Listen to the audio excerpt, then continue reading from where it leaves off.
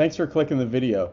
The coolest YouTube golf video that I've seen all year definitely was a recap of Brandt Snedeker's 59 on the PGA Tour. So they put up a video called Every Shot from Brandt Snedeker's 59 at Wyndham 2018. Watching that, just going through the round, is really inspirational and everything else. Brandt is well known for his putting. He's just like such an awesome putter. He made many feet. I should probably have looked it up, but many feet of putts. But this video, I'm going to talk a lot more about his ball striking. Brandt this year, he's I think recovering from an injury that is started to get better, and as the injury has healed, he started to play a little better. But I don't think anybody guessed that something like this was coming. He does have a history of going low. He can go extremely low. His putting is amazing. So if his ball striking starts to come up to that same level as his putting, and he just has a day where he fills it up, something like a crazy low score can happen. So he becomes maybe, I think, the fourth guy to shoot 59. But the ball striking was the thing that I wanted to look at. His ball striking throughout the round was phenomenal. And the highlight of his ball striking round was this swing right here. I think it was 176 yards or something. Slam dunked it in the hole. Didn't even know at first. So let's just watch this swing. So tell me in the comments what you guys like about Brandt's move and what we can, as Be Better Golfers, can learn from Grant to make us better. But the interesting thing about the round that I think some people talked about is the first shot of the day. So let's go to that. The first shot of the day, caught by PGA Tour Live, not even on a broadcast, just on the window. This was a snap hook that almost went out of bounds. So I don't know if you would call that a snap hook. I mean, basically that's like a PGA Tour level snap hook. Look at that.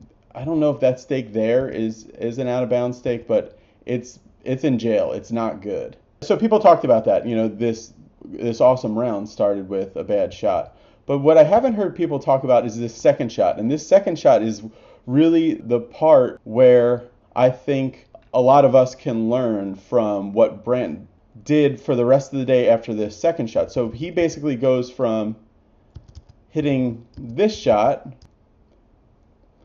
you know, left going left, and between that tee shot and that putt that goes in for 59 and the high fives, there was this shot. Whether it was not, it's connected. I know some people who know Brandt, so I'll do a whisper down the lane and try to get a message to see if it had anything to do with it. But what I think we can learn is, so Brandt, his second shot, he has to hit a low drawing punch shot up near the green, and he actually hits an awesome shot, and then he bogeys the first hole. But this is the shot that I think turned Brandt's round around, and I also think it's the shot that amateur golfers and Be Better Golfers, if we can learn to hit this shot, the low draw punch, like kind of push draw punch, if you can learn that, you can learn to start really hitting your irons well and doing a lot of other things well. So everybody talks about shaft lean and impact and everything else. This kind of shot really changed his day, I believe. So let's go to Brandt's historical footage. This is a driver, but the angle is really good here, and slow motion's awesome. It's really slow.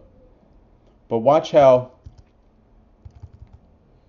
getting down towards the impact, watch how the hands get to where level with where the ball is. So here's level there, and the club still has a lot left to go.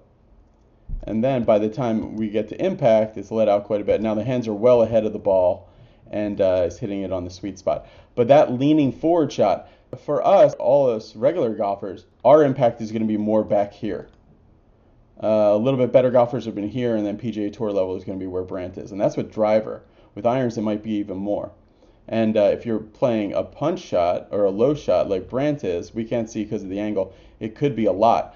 But if we want to go from here to here, then we got to feel like we're all the way out here. The way to get there is a whole huge debate in golf. I believe you don't get there by trying to hold angles or hold on to things. I believe you get there by accelerating the right arm. The famous shot that shows this the most, that's not one of Brandt's shots, is, of course, the Tiger Woods stinger shot. So that the same thing we can see, like, so when we get level with the ball, the club's still got a long way to go, and then there you can see that is an extreme amount of shaft lean there. For the average player that has their hands about here at impact, it'll feel like your hands are 2 feet out past your body in order to get into that position. So if we look at one of Brandt's iron shots that's face on, I mean, I'm not going to get into a big technical analysis here or whatever, but the arms are being let out quite a bit. See how the arms are being let out quite a bit faster than the turning of the upper torso? Brandt's same thing with that shaft lean and whatever else. Now, if you, instead of, if Brandt hit a 3-wood off the tee that was that semi-snap hook, sometimes if you come from the inside and you let that out more, give you a shut face and get that snapper going. What I think is that Brandt hit this shot and then he felt something, and then he had to hit this low shot that's not only low, but it's off of that wet, matted down pine area.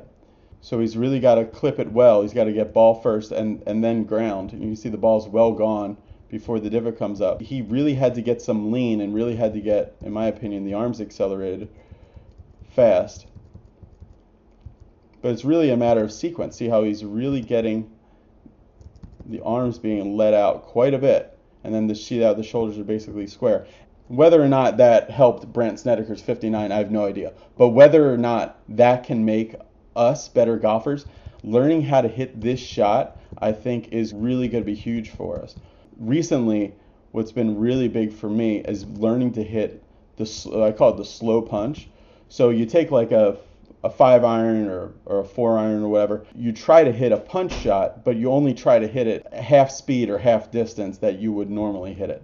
But you still try to keep that feel that the club is not passing your hands until real late. Impact snap is a great way to do this. It's really one of the things that I like the most to show this is the lowercase y. Here's Tiger. So see how this looks like a Y, a lowercase y. See how the shoulders aren't wildly open. Actually, Tiger's shoulders there are kind of closed. So that's what I think we should be trying to do, is get this lowercase y position. How to do it is a big debate in golf, and we can get more into how to do it. But I think that we're not going to shoot 59 after learning to do that, but we can shoot 69 after learning to do that for sure. This is a lot like what AJ was telling me, AJ Bonner was telling me. I think that golf is basically like an elaborate magic trick. It's a certain feeling in the hands, and then once you have that feeling, you start building up the speed, building up the speed, building up the speed. And once you lose that feeling in the hands because you're moving too fast with your body or with whatever else, you got to start throttling it back. And when you can really be at a super high level with golf is when you can do that magic trick with the hands, which is that the hands and wrists.